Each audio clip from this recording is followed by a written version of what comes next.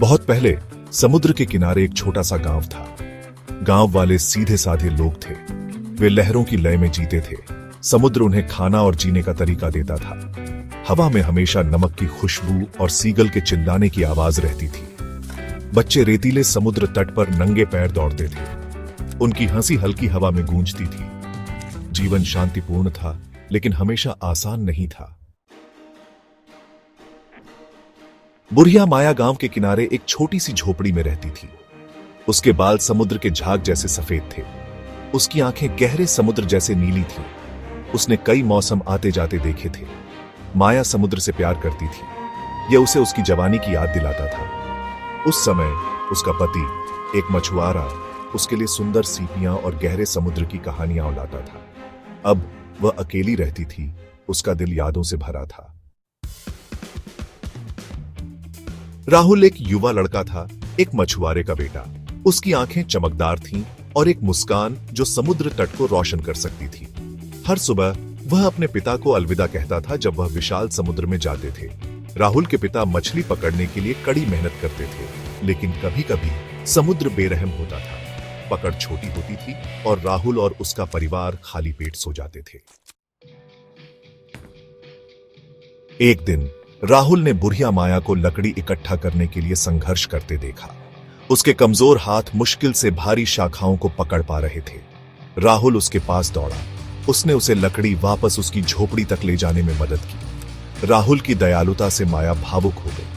उसने उसे एक कप गर्म चाय और एक प्यारी सी मुस्कान दी। उस दिन से राहुल हर दिन माया से मिलने जाने लगा।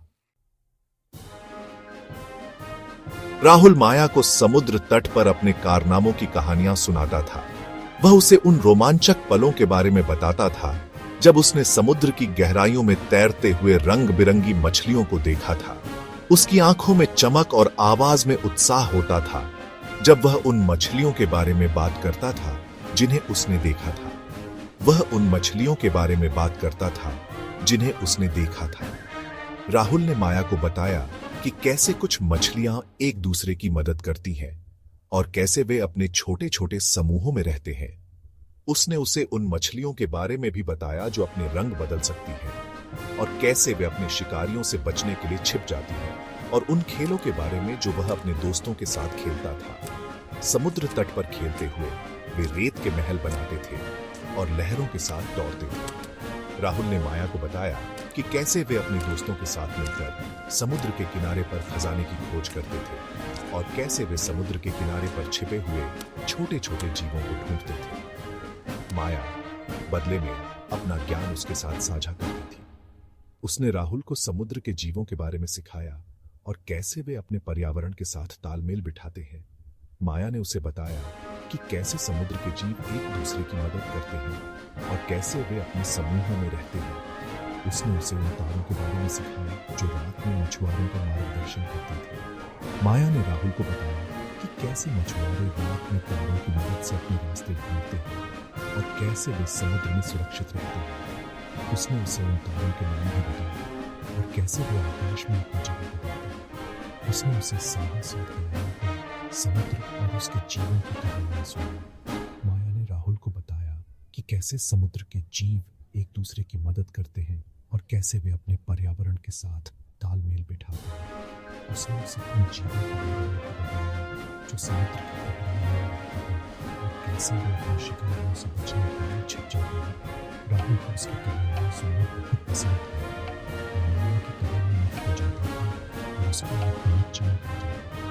माया की कहानियां उसे दुनिया दुनिया ले जाती थी जहाँ वह समुद्र के जीवों के साथ खेलता और उनके साथ समय बिताता। उन्हें उसके दिल को आश्चर्य और खुशी से भर दिया। माया की कहानियां सुनकर राहुल को ऐसा लगता था जैसे वह भी उन जीवों के साथ समुद्र की गहराइयों में तैर रहा हो।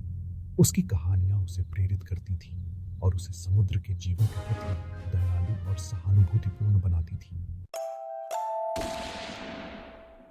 भाग 6, कहानियां बांटना, जीवन बांटना। यह कहानी है कि कैसे कहानियां और अनुभव साझा करने से जीवन में गहरा संबंध बनता है। जैसे जैसे दिन हफ्तों में बदलते गए, बुढ़िया माया और युवा राहुल के बीच एक सुंदर रिश्ता पनपा। माया, जो अपने जीवन के अंतिम चरण में थी, ने राहुल में एक नया दोस्त पाया। राहुल, जो अपने जीवन के संघर्षों से जूझ रहा था, ने माया में एक मार्गदर्शक और एक सच्चा साथी पाया। जब उसके पिता के पास अच्छी पकड़ होती थी तो वह उसके लिए ताजी मछली लाता था। यह मछली उनके भोजन का एक महत्वपूर्ण हिस्सा बन गई। मछली के साथ वे अपने जीवन की कहानियां और अनुभव भी साझा करते थे, जिससे उनका बंधन और भी मजबूत हो गया। माया अपना सादा खाना उसके साथ बांटती थी। उनके भोजन में सादगी थी, लेकिन उसमें एक गहरा अर्थ भी था। हर निवाला उनके बीच के संबंध को और भी गहरा बनाता था। वे एक दूसरे के साथ अपने जीवन की छोटी छोटी खुशियां और दुख बांटते थे। उन्हें एक दूसरे की संगति में सुकून मिला। माया और राहुल ने एक दूसरे के साथ समय बिताते हुए अपने जीवन के कई पहलुओं को समझा। वे एक दूसरे के अनुभवों से सीखते थे और एक दूसरे को सहारा देते थे। राहुल ने बड़ों के प्रति करुणा और सम्मान का मूल्य सीखा। माया ने उसे सिखाया कि जीवन में सबसे महत्वपूर्ण चीजें वे हैं जो हम दूसरों के साथ साझा करते हैं। राहुल ने माया से सीखा कि कैसे दूसरों की मदद करना और उनके प्रति करुणा दिखाना जीवन को सार्थक बनाता है। माया को अपने बुढ़ापे में फिर से मुस्कुराने का एक कारण मिल गया। राहुल के साथ बिताए गए समय ने माया को जीवन में एक नई ऊर्जा और खुशी दी। उन्होंने एक दूसरे के साथ अपने जीवन की कहानियां साझा की और एक दूसरे के जीवन को समृद्ध बनाया। इस तरह कहानियां बांटना जीवन बांटना बन गया।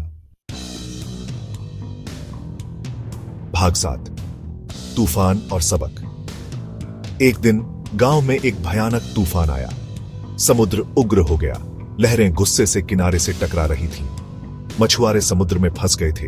उनकी नावें खिलौनों की तरह उछल रही थीं। ग्रामीणों को डर लग रहा था। राहुल अपने पिता के बारे में चिंतित था। माया ने उसका हाथ पकड़ा और उसे आश्वस्त किया। समुद्र शक्तिशाली है, उसने कहा, लेकिन मानव आत्मा भी शक्तिशाली है। विश्वास रखो, तुम्हारे पिता मजबूत हैं।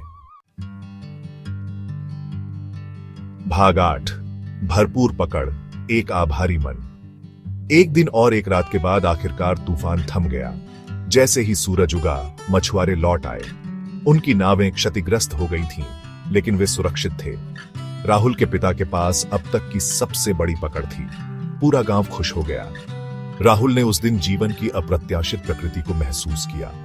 उसने विपरीत परिस्थितियों में साहस का महत्व और आशा का मूल्य समझा। भाग 9, समुद्र का ज्ञान। लहरों की लय के साथ गांव में जीवन चलता रहा। समुद्र की लहरें जैसे जीवन की धड़कन थीं, जो गांव के हर कोने में गूंजती थीं। यहाँ के लोग समुद्र से जुड़े थे। उसकी हर लहर में एक कहानी थी, हर ज्वार में एक सबक। हर गुजरते दिन के साथ बुढ़िया माया और राहुल की दोस्ती और मजबूत होती गई। माया ने राहुल को समुद्र के रहस्यों के बारे में बताया और राहुल ने माया को अपने सपनों और आकांक्षाओं के बारे में। वे दोनों एक दूसरे के जीवन का हिस्सा बन गए, जैसे समुद्र और तट। उन्होंने एक दूसरे को जीवन, प्रेम और मानवीय संबंधों के महत्व के बारे में बहुमूल्य सबक सिखाए। माया ने राहुल को सिखाया कि कैसे समुद्र की लहरें हमें धैर्य और सहनशीलता का पाठ पढ़ाती हैं, और राहुल ने माया को दिखाया कि कैसे युवा दिलों में भी गहरी समझ और करुणा हो सकती है। उनकी कहानी हमें याद दिलाती है कि दया और करुणा सबसे अप्रत्याशित जगहों पर खिल सकती है। जैसे समुद्र के किनारे पर छोटे छोटे फूल खिलते हैं, वैसे ही हमारे जीवन में भी छोटी छोटी खुशियां और अच्छाइयां उभर सकती हैं। यह हमें दिखाता है कि कठिनाई के बावजूद आशा और दोस्ती हमारे जीवन को तूफान में एक प्रकाश स्तंभ की तरह रोशन कर सकती है। जब जीवन में तूफान आते हैं, तो हमें उन लोगों की याद आती है जिन्होंने हमें सहारा दिया, और उन पलों की जो हमें मजबूत बनाते हैं। माया और राहुल की कहानी हमें यह सिखाती है कि चाहे कितनी भी मुश्किलें आएं, अगर हमारे पास सच्चे दोस्त और परिवार हो, तो हम हर तूफान का सामना कर सकते हैं।